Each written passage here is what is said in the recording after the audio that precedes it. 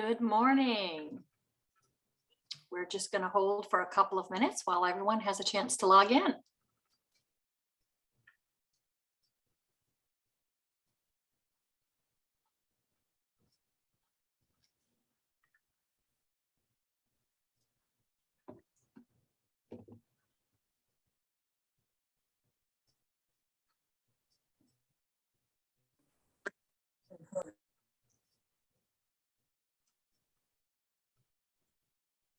Good morning. Good morning. We're going to wait just about one more minute. Let everybody have a chance to log into the webinar.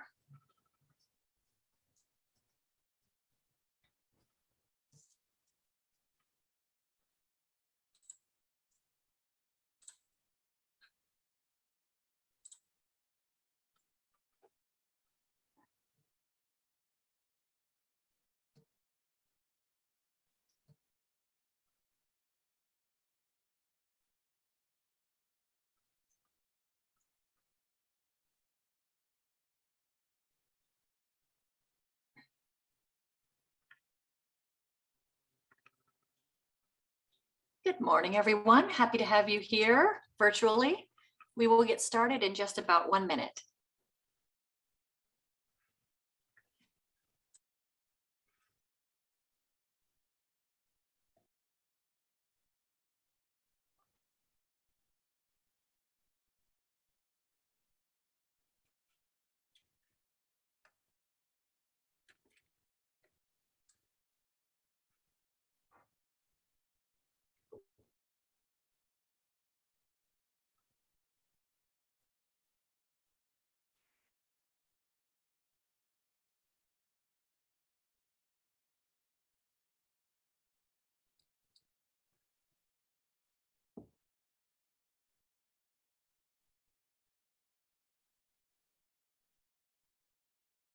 Good morning, everyone. I think as people are filtering in, I think we're ready to get started. Welcome to the Santa Barbara South Coast Chamber of Commerce's legislative update. And happy Friday. I'm Kristen McLaughlin, Chair of the Chamber Board and Market Vice President for Cox Communications. We are thrilled to have you with us this morning and proud to present this new legislative update format, which is based on successful legislative breakfast events we have done in the past. We are virtual this morning, but hope to be able to gather in person for our next legislative update in 2022. And as many of you know, one of the Chamber's key goals is to bring together business and government to share information and updates with our members and with our community. We appreciate our local elected officials for their dedication and hard work on behalf of our communities, and for being with us today to share much needed information about their jurisdictions and things that relate to the business community. This morning, we'll hear updates from our elected officials, and then we welcome questions from you, our audience, and our attendees. Please feel free to add your questions to the chat box as we go along, and we'll get to as many as we have time for. And now I'd like to introduce our President and CEO, Kristen Miller. Good morning. I'm Kristen Miller, President and CEO of the Santa Barbara South Coast Chamber of Commerce, representing 1,100 members and 75,000 jobs in the region. Productions like this cannot happen without the support of our business sponsors. Many thanks to our sponsors of this great event today, including Central Coast Community Energy, Cox Communications, E.J. Harrison and Sons, Marburg Industries, and Verizon. The Chamber works to support pro-business policies at the city, county, state, and federal levels. Our Public Policy Committee represents businesses from across many industry sectors. The group meets frequently to analyze and discuss legislation, initiatives, and policy trends in the region. Recently, we focused our attention on the redistricting for the County of Santa Barbara. We'll monitor and participate in Congressional, Senate, and Assembly maps as well. Other recent policy topics have included comments to the California Air Resources Board, the Public Utilities Commission, and we've been extremely active in providing feedback and comments on COVID recovery policies. Homelessness continues to be a major concern as we work with our private and public partners to address this complicated issue. We work with the Tri-County Chamber Alliance, the California Chamber of Commerce, and the U.S. Chamber of Commerce on regional, state, and federal policy issues like childcare initiatives and the recent infrastructure bill. We have enjoyed open dialogue, close communication, and regular updates from our county, state, and federal legislators, and are proud to continue this long tradition of productive engagement with them. We appreciate their participation today. Thank you, Kristen. It is now time to jump into the meat of our presentation today. As you all know, we are really excited to have several of our elected officials this morning. You'll be hearing from Supervisor Gregg Hart and Senator Monique Limon. And unfortunately, Congressman Salud Carbajal had to be in DC and at the last minute was not able to Zoom in, but has sent some pre-recorded remarks for us, which we'll play in a moment. And we are just thrilled to have his district director, Erica Reyes, here to help answer questions when we get to the Q&A portion of this. Congressman Carbajal has been serving as our representative in the 24th Congressional District since 2017 and was just reelected for a third term in Congress in 2020. Previously, he served 3 terms on the Santa Barbara County Board of Supervisors, representing the 1st District from 2005 to 2017. The congressman currently serves on the Armed Services, Agriculture, and Transportation and Infrastructure Committees. And as many of you know, he is a proud member of the Bipartisan Problem Solvers Caucus. Let's play his message now.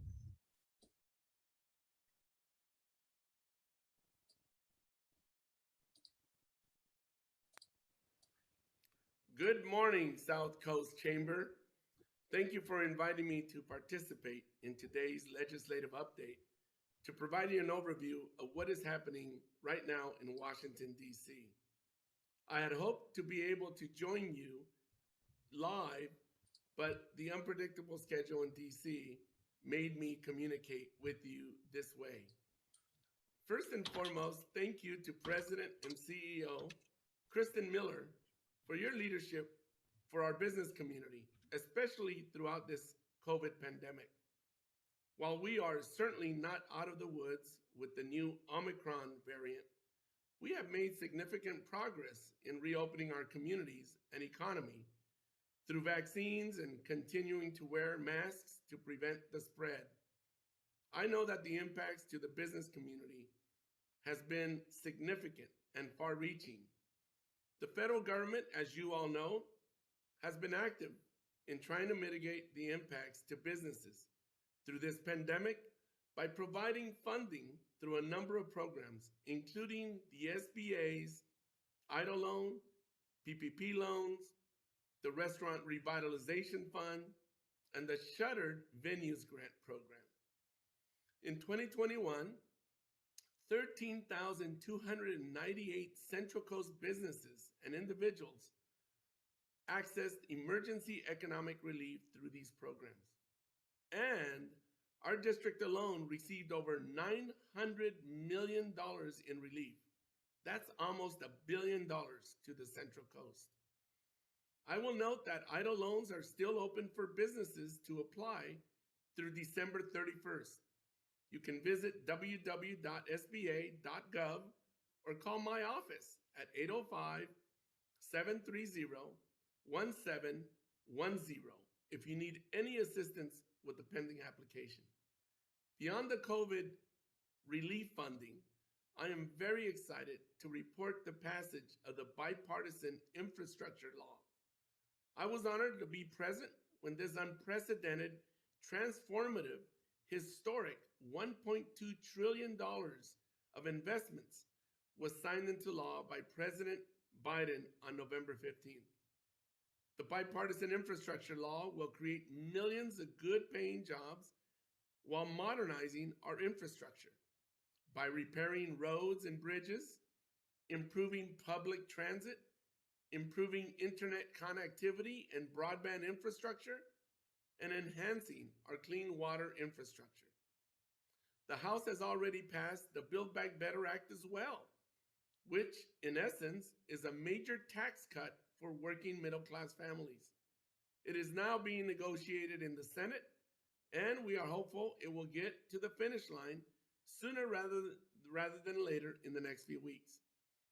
This transformative bill will cut down on the costs that burden working middle-class families, which includes $151 billion to improve affordable housing options and opportunities. It expands Medicare and gives it the power to negotiate prescription drug prices to pass those on to all Americans. It will ensure that no family pays more than 7% of their income and extends the child tax credit. That's 7% of their income for child care. And it invests in home care for our seniors. Best of all, it is fully paid for, and no one making under $400,000 will pay a penny. I could go on and on, but we will continue to have these conversations as these investments make their way to the district. I look forward to those conversations. Thank you again for hosting today's legislative update, and I look forward to being able to be with you in person again soon. Be well, and happy holidays to all of you and your families.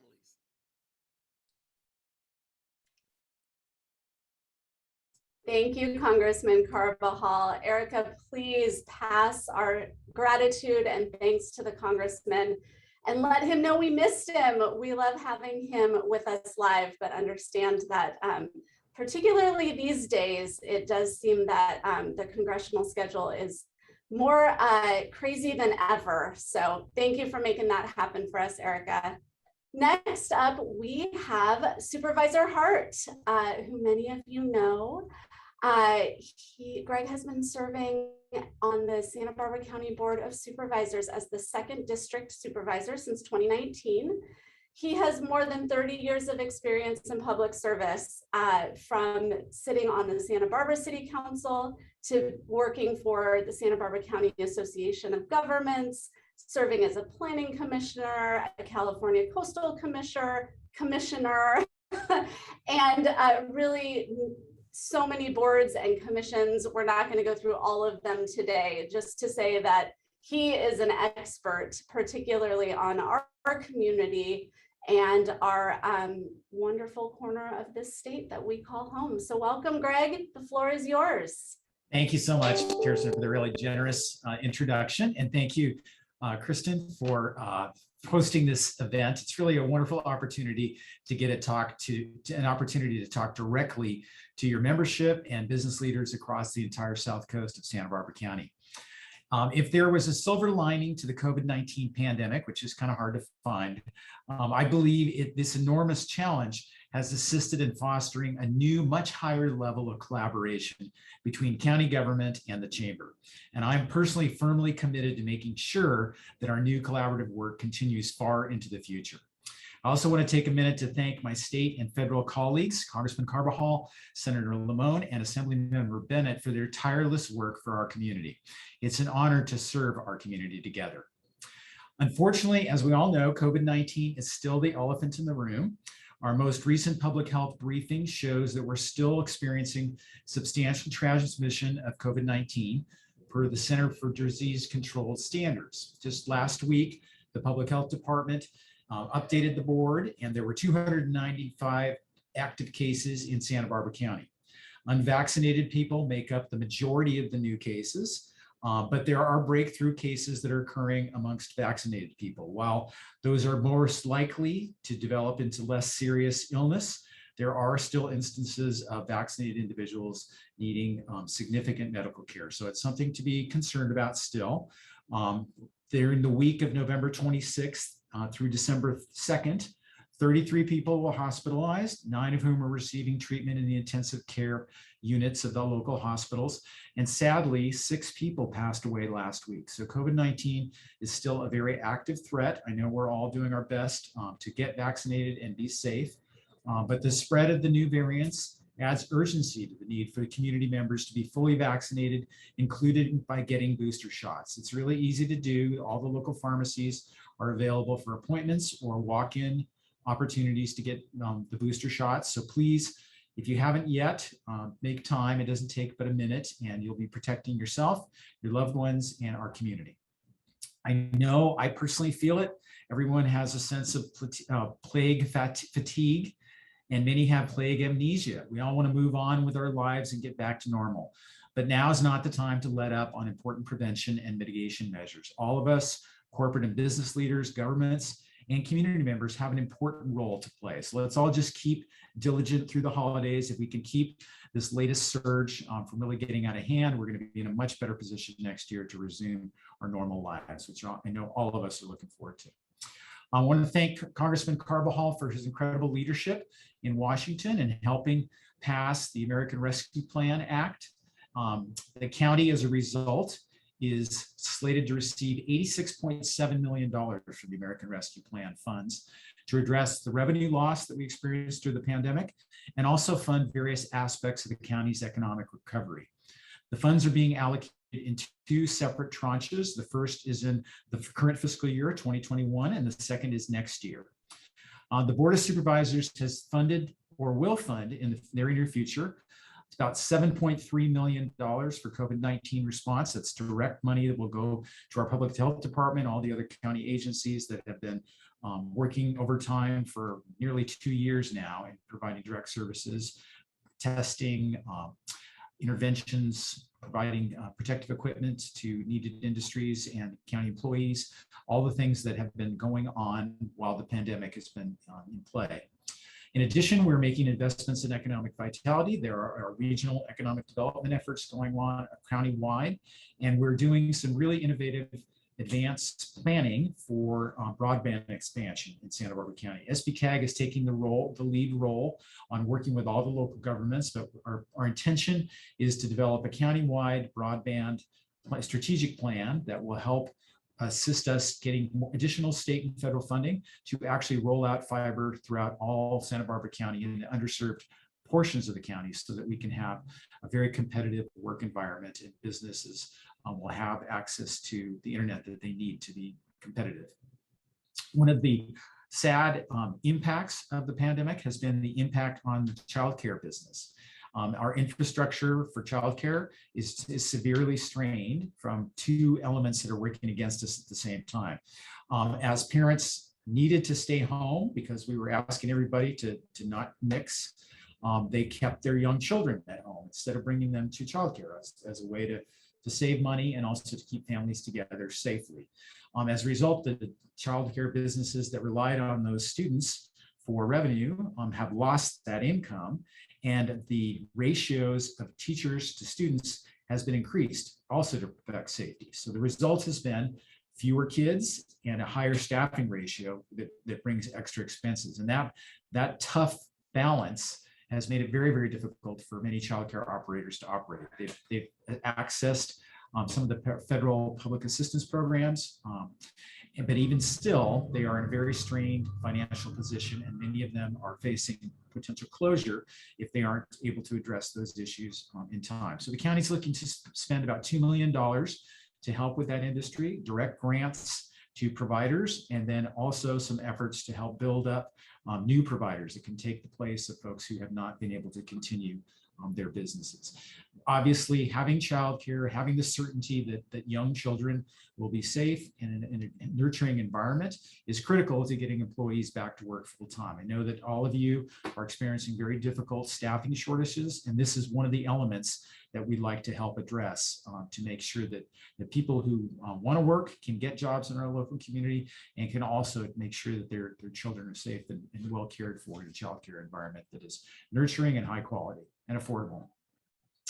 In addition, one of the huge issues that our county and the state and the country are facing is homelessness. We have dedicated $22 million of the ARPA funds to housing and homelessness, which I'll discuss in more depth momentarily. One of the other bright spots of the pandemic has been the heroic work that the Santa Barbara County Food Bank has been doing to provide food assistance to folks who are food insecure. The pandemic really illustrated how many residents of Santa Barbara County are living on the financial edge, and just the uncertainty and the economic difficulties that have come from the pandemic have really put people in a very uncertain position in terms of just basic food necessities. Food Bank has stepped up tremendously. The Goleta Chamber recognized them as the nonprofit of the year at their awards ceremony just last Saturday. But they have almost doubled what their capacity was pre-pandemic to now. And fortunately, they have a tremendous need for new facilities, a new warehouse, a modern facility that can take care of this new expanded capacity that they have created and make sure that they're ready for the next emergency, whether it be an earthquake or a flood or whatever. So the county is going to be contributing $2 million to help them with their operations as they go forward with the large capital campaign to raise the money to rehabilitate, purchase this new warehouse out in Goleta, which would be a tremendous community asset.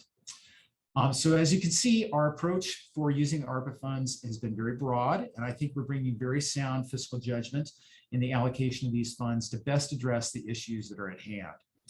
As chair of the Elected Leaders Forum to Address Homelessness, I have the unique opportunity to see the activities that are occurring countywide and to witness the deep commitments held by our elected officials, staff, and community members to address homelessness through strategies that blend intensive services with facilities.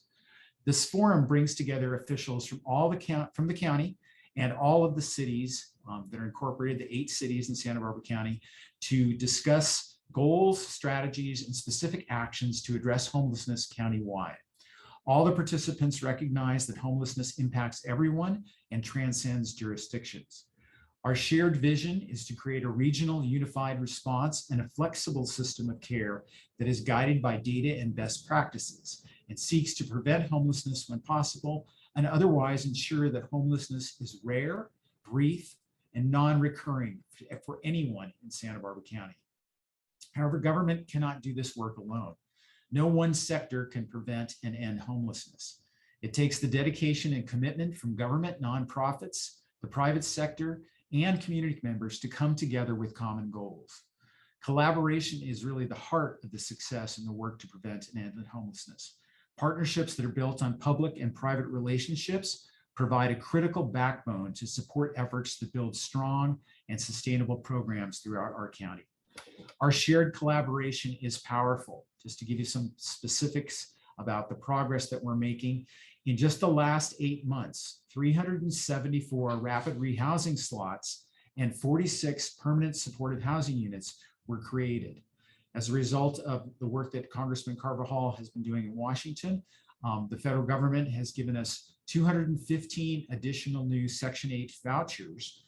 And with these new vouchers, 33 units are going to be built on Garden Street with Dignity Moves. These will be new cabins that are quick housing units that we can put on the ground very quickly within the next couple of months to bring people off the street indoors and begin to provide the needed services that they have to change their lives around. We'll have over 150 temporary housing units in place very soon. And yes, this is just occurring in the last 8 months. So there's been tremendous progress because for the first time, we have the collaboration between the public sector, the private sector, all the regional governments in Santa Barbara County, and we have the resources from the state and federal government to marry to the solution that we know works, which is providing housing and providing services at the same time. So we've got the model, we've got the resources, and we have the momentum. And the result is that so far in 2021, without the end of the year, although it's just right around the corner, 718 individuals have been transitioned out of homelessness into permanent housing. The figures for the last 2 years is over 1,400 individuals. Lives are changing for the better. While this is extraordinary, and it really is something to celebrate, we still need over 400 additional temporary housing beds to address the needs countywide in both cities and unincorporated areas, as well as over 700 rapid rehousing units. We're working diligently across all the sectors to achieve those goals, and I'm confident that we can get there. Sustained commitment and successful collaboration, such as what we're witnessing today, is what will allow us to achieve this vision. We need more sites for shelters and funding for services to continue to move forward. So if you know of a site that would be a good opportunity for us to put cabins, or if you know a site that would be a good opportunity for permanent supportive housing, please let us know. We're constantly looking for those opportunities. And we've had a lot of success in recent years because people are out helping us. We know the formula for success. We need people, partnerships, and places to broaden and strengthen community support for ending homelessness. With sustained support and courage, homelessness is solvable. As you might be aware, the County of Santa Barbara has just completed its process for redistricting. It was a challenging process, and for the first time in our county's history, this effort was not done by the Board of Supervisors. The citizens of Santa Barbara County created a Citizens Independent Redistricting Commission through the ballot a couple of years ago, which was designed to designate the district boundaries for the Board of Supervisors with the purpose of letting the citizens accurately represent the population every 10 years. So the new census data for the county was used by the commission to create these new district maps. The process began. 11 members were selected for the commission. The first 5 of the 11 members, one from each of the 5 supervisorial districts, were selected by random drawing by Supervisor Dudley. And then the next 6 members were selected by the first 5 members from a remaining pool of the most qualified candidates. The commission was required to comply with redistricting rules like equal population sizes and keeping communities of interest together like cities and neighborhoods. The commission was tasked with creating a new map for the 5 supervisorial districts, and the panel picked the final map at the end of a 9-hour marathon meeting on Saturday and adopted the map on Wednesday. There are a handful of significant changes to the district boundaries for the Board of Supervisors. Isla Vista is now paired with Eastern Goleta Valley and Santa Barbara in my 2nd district. Guadalupe is grouped with a portion of Santa Maria and Lompoc, with Santa Maria in the new 5th district. So the western portion of Santa Maria and Guadalupe make up the 5th district that Supervisor Lavanino currently represents. And Lompoc is now in the same district as most of the Santa Ynez Valley. So Supervisor Hartman's district has moved from including Isla Vista to including Lompoc. Supervisor Williams' district didn't change very much, and Supervisor Nelson's district shifted from Lompoc to Eastern Santa Maria and the Los Alamos community. So Santa Barbara County's 5-member Board of Supervisors historically has had 2 members representing mostly North County communities, 2 members representing South County communities, and 1 member representing communities from multiple regions. That will continue with the new mapping. Supervisor Hartman will be representing that middle area of the county, going to the northern portions of Goleta into the Santa Ynez Valley, and then going over toward Lompoc. So there's a lot of change. It's subtle, but it's important. And all of us are firmly committed to representing the new portions of the district, along with our continuing constituents in each of our districts.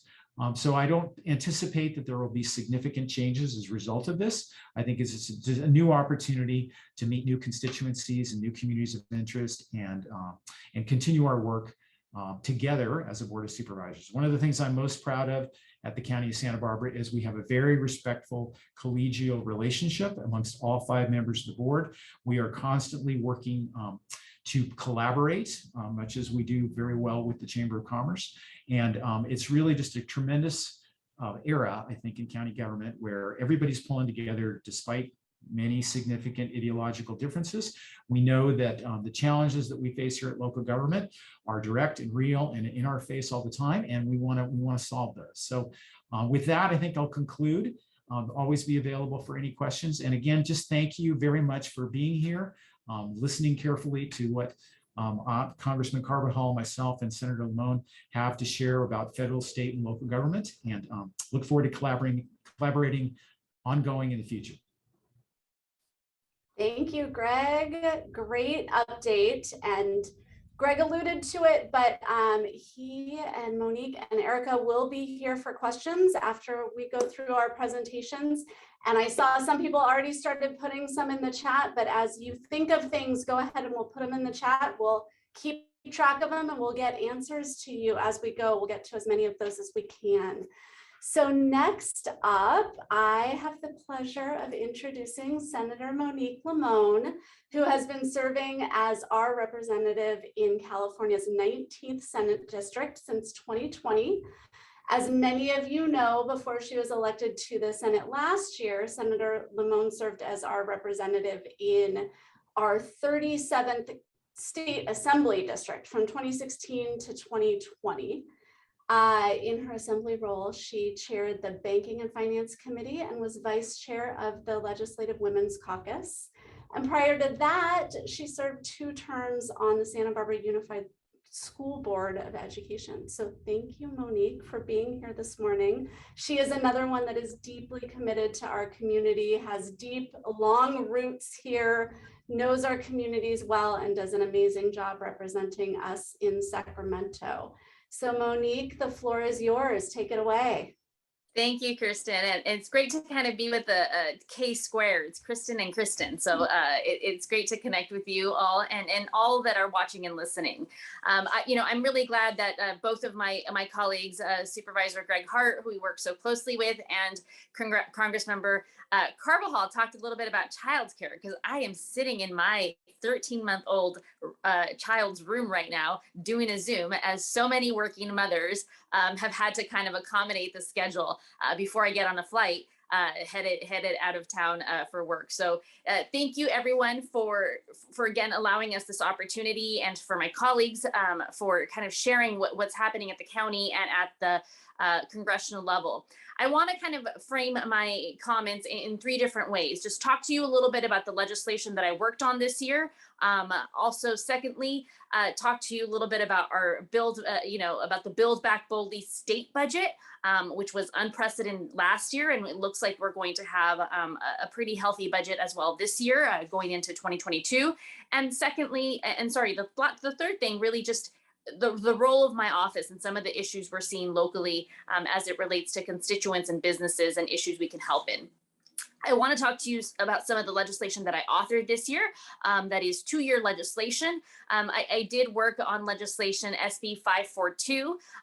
It establishes a 5-year state-only sales tax exemption for zero-emission medium and heavy-duty trucks. You all have seen that California has set some pretty aggressive climate goals that we'd like to meet. And so we certainly are aware that we're not going to do it alone with just the individual cars and the goals that our governor has set in terms of zero emission cars, but we're going to need to help so many industries, especially with heavy and high duty cars. Cars, I guess really it's trucks. It's the trucks that are moving forward to be able to purchase these vehicles. So we are looking to continue that conversation. It had great bipartisan support in the Senate, and we're hoping that the Assembly is open to continuing that conversation to understand how we help some of our industries, particularly with big trucks transition over. But we are very, very careful, and I think this is part of the conversation in Sacramento, that it shouldn't just be, the Amazons of the world, and certainly they have big, heavy trucks. There are some smaller businesses who have heavy trucks that aren't always able to access some of these tax credit. So certainly that is something that we're hoping to be able to advance. Secondly, I worked on a bill. It didn't get out of appropriations, but it's a bill that's really important to me, and that what came from our community. I actually have to hand it to folks that are part of the chamber, and also the county's Commission for Women, for talking to us a little bit about the importance of a state work opportunity tax credit for businesses when they hire individuals from groups who have faced significant barriers of employment, such as disabled veterans, individuals on public assistance, or the formerly incarcerated. I think that this meets a lot of our goals. It's a very costly program, so I think that the conversations usually stall around the financing of a tax credit like this. But I think, again, it's one of those issues that's important to small businesses, but also to the state in terms of how we ensure that we're able to really look at those who have been who have had significant barriers to employment, and how we help them and help the small businesses meet both needs of being employed and finding employers. My colleagues talked a lot about childcare. For the last 5 years in the state legislature, I've led many conversations on childcare. I'm very happy that through my time on the Women's Caucus, we were able to increase the childcare spots in the state by 200,000. And certainly 200,000 does not meet the 1.1 million need of spots that we have here in the state. I think Supervisor Gregg Hart really outlined some of the local challenges as it relates to the COVID guidelines, the safety guidelines that are very important in terms of the student to provider ratios that we're seeing, but also just the number of spots. We were short childcare spots in the state of California prior to the pandemic. And so we remain short spots, but also they are more limited. As a working mother of a 13-month-old, I was on 7 wait lists in the state of California between Sacramento and Santa Barbara County. And it took 11 months to get into a childcare spot. And so that I feel what so many working parents are going through and know how difficult it is to get into spots, but also the fact that it's limiting. Not everyone can pay the equivalent of, half a mortgage or close to a mortgage, depending when you buy your house for childcare. Those are really, really significant barriers. The state is committed to looking at how we reduce some of those barriers. And I think that one of the things that came out during COVID was that time and time again, as we talked to our economic experts about what recovery looked like, every single one of them said 2 things needed to happen in order for there to be an economic recovery. And that included schools reopening and childcare. They said without these 2 things, you don't have an economy that can work and that can sustain the economic activity that's needed or that's expected of the local communities. And so we've taken that to heart. And it's great to see that at the federal level, they're having conversations. I worked on SB 50, which is a very, very important bill to try to understand how we provide some flexibility around childcare funding. And it didn't get out this year. And in part was because the governor's office and myself we're waiting to see what comes out of the federal government in terms of childcare, what actually comes to the state and how we can be flexible with some of this funding. Can we find opportunities so that non-traditional providers can become providers and still meet the needs of our community, of the working parents, but also of the child? So stay tuned to that. I think that you will see more in this space, in all of our regions, at all government levels, federal, state, and county. You will see, and I know some of our city council members are also engaged very much in this discussion and talking to us about what we can do. Additionally, I actually worked on several health bills related to just tracking expenses for consumers around their deductibles, which is, I think, an issue that's very meaningful. Genetic test biomarkers for cancer treatment, which is, again, an issue that I think so many of us have been touched by in terms of cancer in the lives of loved ones.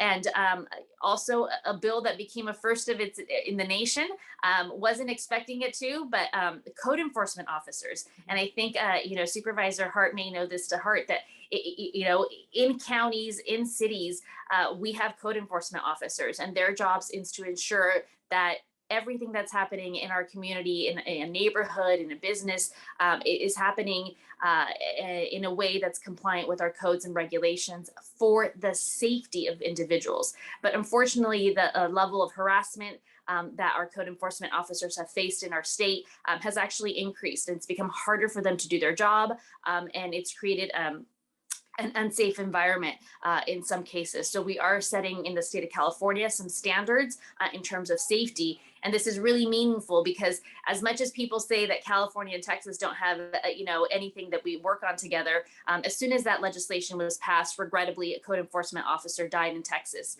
near Austin. And I had Texas government folks as well as local media in the area reach out about that bill because it was a first of the nation, and now Texas is looking at implementing something like this. It's a trend we're seeing all across the country in terms of really understanding that our code enforcement officers are necessary to ensure the health and wellness and safety of our community, but they are now unfortunately in harder situations.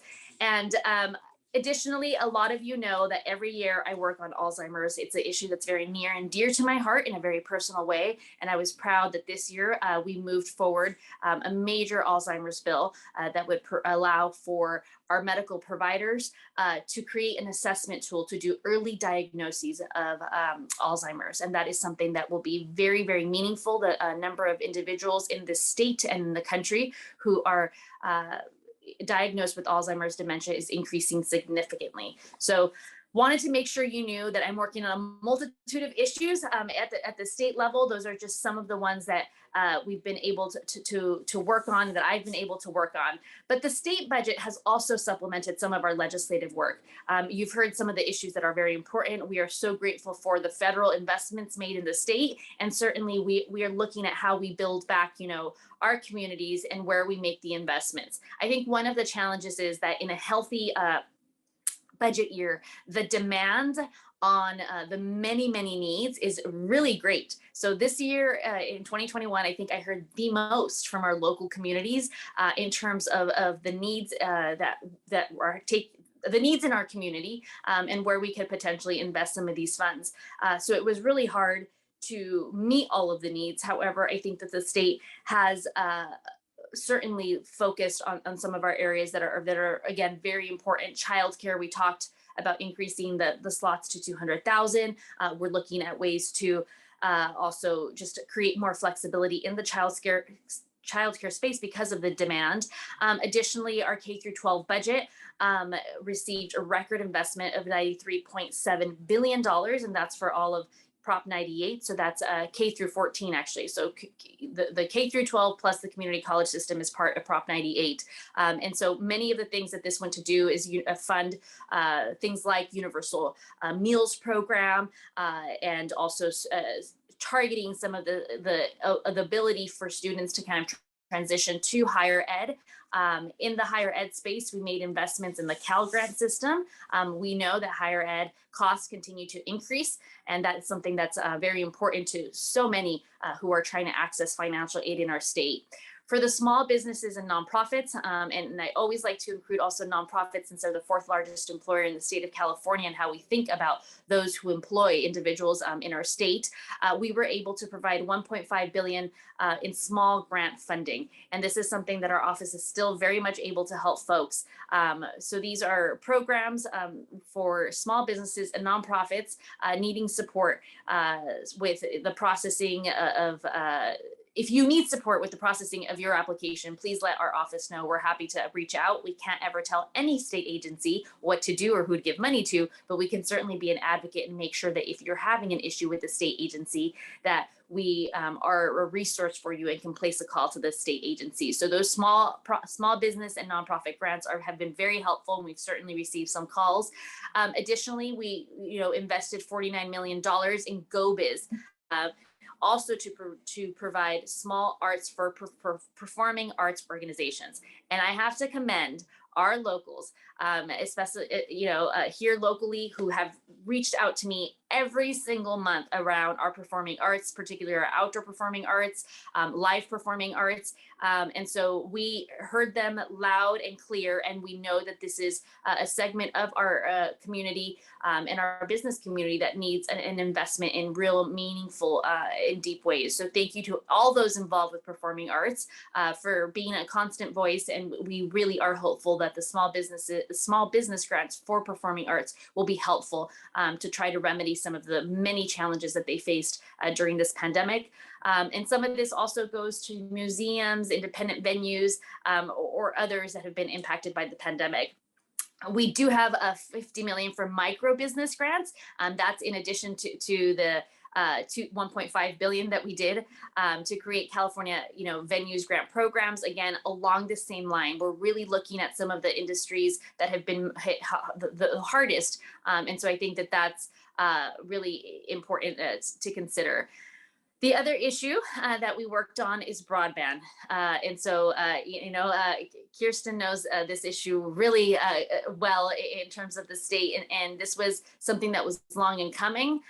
Many of you know that policy sometimes is impacted by images that we see. And so when we saw two students sitting outside of a Taco Bell and that image went viral in our country, we understood that there was an incredible demand to try to ensure that folks in all parts of our state, including in rural parts of the state, had access to broadband. So you will see a major investment. I don't think it's a perfect solution that we have in front of us, but certainly it's a significant, $6 billion over multi-years for broadband infrastructure.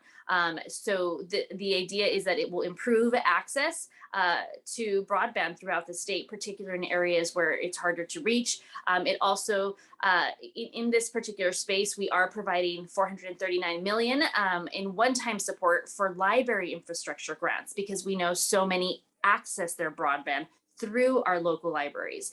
And so that will be, I think, really important and meaningful. And there's a lot of ways that the broadband is really kind of divvied up. The funding is divvied up to make sure that it hits our locals. We talked a lot about the last mile, the middle mile, and so Kirsten can get into that. But certainly it's not perfect, but this is a meaningful investment. And whatever comes from the federal government will only supplement what we are doing.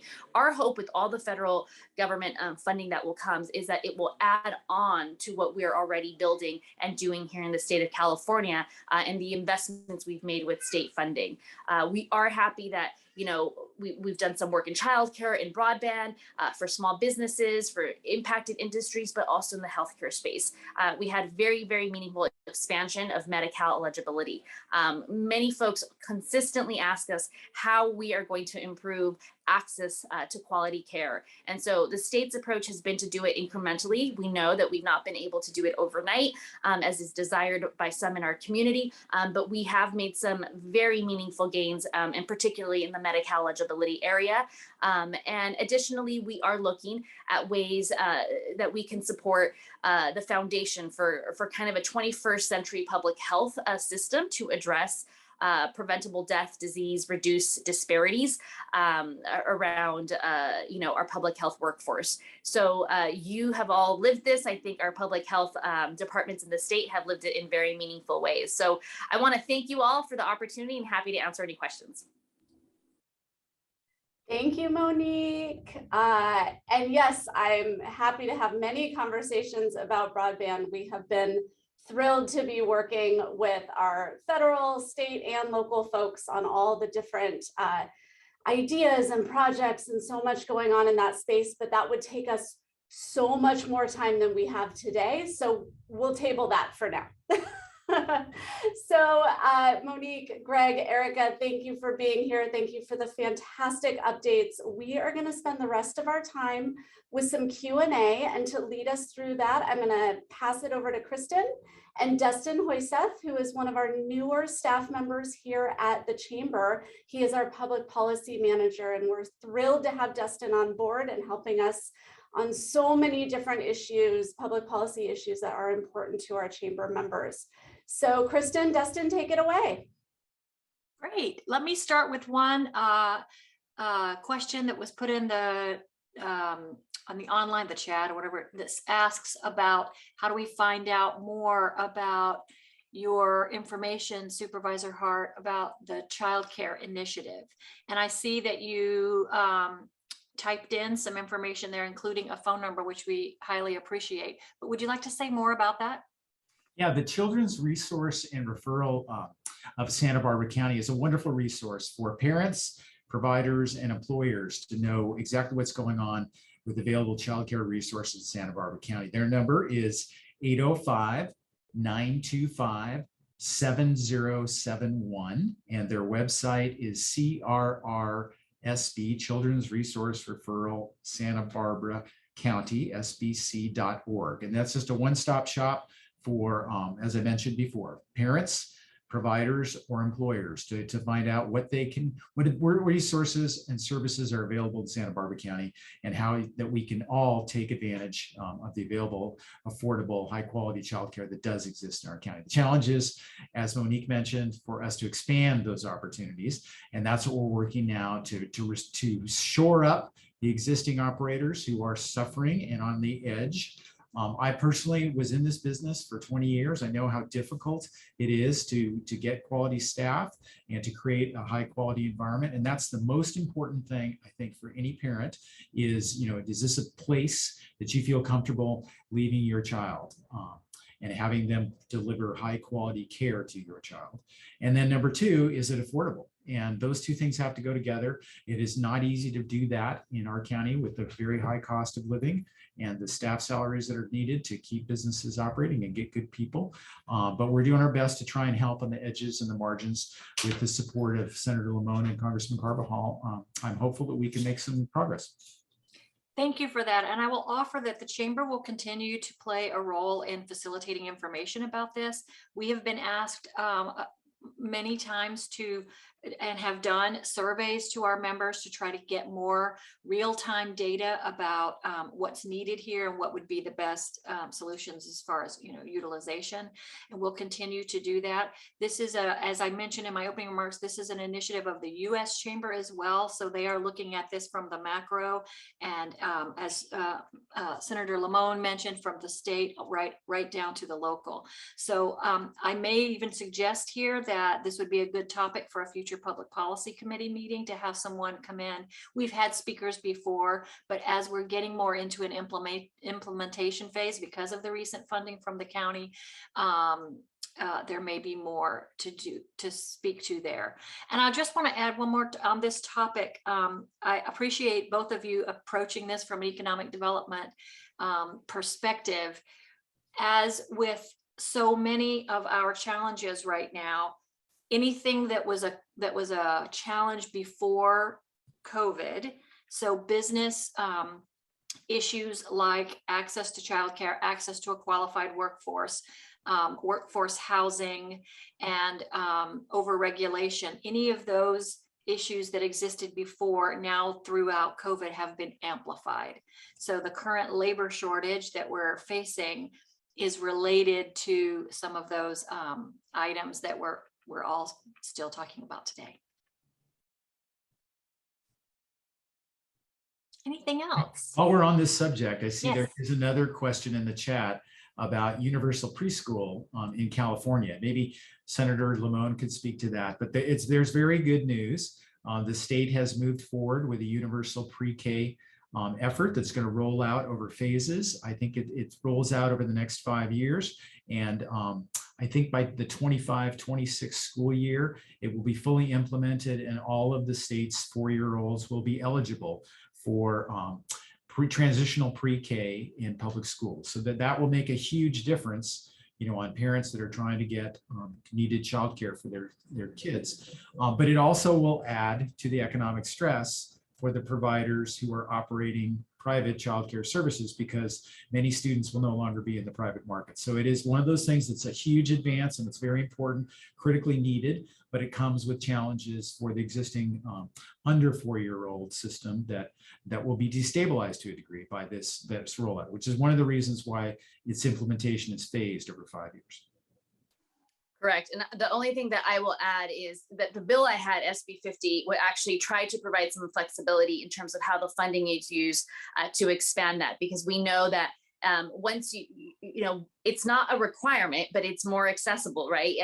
Universal preschool would be more accessible, but it will absolutely impact the providers. And the other piece we know is that the younger the child, the less spots there are in every single county. And so that is a piece that would need to be balanced. And if you're removing the 4-year-old piece, and the 4-year-old piece is now part of a system, a public system, what happens to all of the providers? So I think, Gregg kind of nailed it. And that's an issue that we're looking at. And we're also, from a legislative perspective, looking at how we can actually fix it, what flexibility would look like, what kinds of providers could still meet the need from 0 to 4. It wouldn't be a chamber meeting if we didn't talk about homelessness. Supervisor Hart, I think you gave actually a really good description of where we are in the process, particularly in relation to the large investment that the county just approved out of emergency response funds. You and I have talked, though, about sometimes trying to coordinate the information between county government, city government, and local businesses. Do you want to speak any more to that particular piece of this? Well, the best information source we now have is the Elected Leaders Forum on Homelessness. And so we're meeting monthly, and we have representatives from each of the incorporated cities as well as county government. And so this is a large clearinghouse opportunity for folks to get the most up-to-date information about where we are in rolling out new housing opportunities and the most recent information. Those are publicly noticed meetings that are available through the county's website. So if folks would like to be on the list to be notified about those meetings coming up, please just contact me directly at my office. And you can call me at 805-568-2191, or obviously you can just go online and Google Supervisor Gregg Hart, and you'll have access to our email. And we're happy to include you in those conversations. I think folks would learn a lot about the progress that we're making and the challenges that are ahead, and how we can work together more collaboratively to move faster and provide better care for folks in the community. Okay, I do have a question asking if anyone has a crystal ball, can tell us anything that we don't know about Omicron variant, or anything that you would like to offer about that. So I definitely do not have a crystal ball, but what I will offer, because I think that this is going to be an issue, and Kristen, you and I have had exchanges about some of these bigger issues as it relates to vaccines, to mandates, to small businesses. So this is going to be, I think, a hot topic in the legislature next year. Two pieces. One, there has been legislative intent that's moved forward that we expect to see in 2022 that would remove liability from any business in the state who desired to require vaccines. And I actually think that that's perhaps the easier of the conversation, but will be very, very heated. The second piece that is going to be a very difficult conversation is also intent language around expanding and mandating other sectors of our industries to be required vaccines, to require vaccines. And so I will tell you that, I actually was at San Marcos High School yesterday talking to students, and they asked me what my hardest issues were. And I think I said, so many people think that taxes and guns are going to be the issue. It turns out vaccines is the hard issue right now. And very, very, very hard. But I do think that this will impact all of you. And I absolutely expect that you will be engaged in that conversation and try to determine how, where your legislators end up. I've been a member of the Health Committee for 5 years, so I likely would be one of the members who would have one of the first chances to vote on some of this legislation. So that is something that I can tell you that is likely coming here in the state. But additionally, we are looking for industries to kind of help guide us in terms of all of this and what any of this means. I know I just worked with our local distilleries in town to ask our governor to extend, for example, the executive order allowing them to do some shipments online. And so as you are all bringing these issues, we're trying very hard to navigate some of this and work with the governor's office and both houses in the legislature to be able to do some of this. So please be aware that this is a very big topic. I can tell you that there are no conversations in Sacramento about shutting down. That is not where we want to go. Again, I don't have a crystal ball. I don't know what will happen, but just know that those are not parts of our conversation, and we hope we won't have to go there. Yeah, and I can just add at the county level too, that has not been a subject of conversation from the Department of Public Health. Their approach all along has been to try and be consistent and not go back and forth with the public health directive. Other counties have, lifted their mask order and then been forced by circumstances to reimpose it. Our public health officer has chosen to be more conservative and stick with the mask order rather than releasing it and adding it back. And I think that's proven to be a better strategy. It's easier for folks to stay in a lane than it is to go back and forth, but it is becoming increasingly challenging. And I've been hearing from business leaders who are operating retail establishments business. There are more people coming into stores without masks, being defiant, and that presents a tremendous challenge to that business. We don't want people putting themselves in harm's way, but if the culture of our community can be continued vigilance with this new uncertain status of the Omicron variant, I think that's going to put us in the best position. The public health folks are going to give us a briefing on Tuesday afternoon about the most recent information they've got. But what I've heard preliminarily is that they just don't know. There's just not enough data available yet. It's going to take some time to look across the country and the world to see what the trending is with the virality of this new strain. And we just all have to continue adjusting and do the best we can in these very difficult times. And briefly to add on the federal side, so we did have the Biden administration put out a vaccine requirement for large workplaces. We know now that's tied up in the courts, and there was a rebuke in the Senate actually that happened on Wednesday. So a lot of, if there are any vaccine mandates that come down, it likely won't be at the federal level, but we'll see it at the state and localized. And just like that, we are at the top of the hour. How quickly an hour goes by when we have fantastic speakers and really interesting topics. So thank you all, Supervisor Hart, Senator Limon, Erica. Thank you for being here and for sharing all your insights and all of your support of our business community here on the South Coast and of the Chamber. We really appreciate it. And I always like to say a big thank you to our chamber staff who makes these amazing events possible. We could not do this without a lot of hard work behind the scenes, making it look seamless and be seamless, but these guys are making magic happen behind the scenes. So thank you to the team. And with that, I hope everyone has a wonderful holiday season and a fantastic weekend. Thank you for being here today, and we will see you all soon.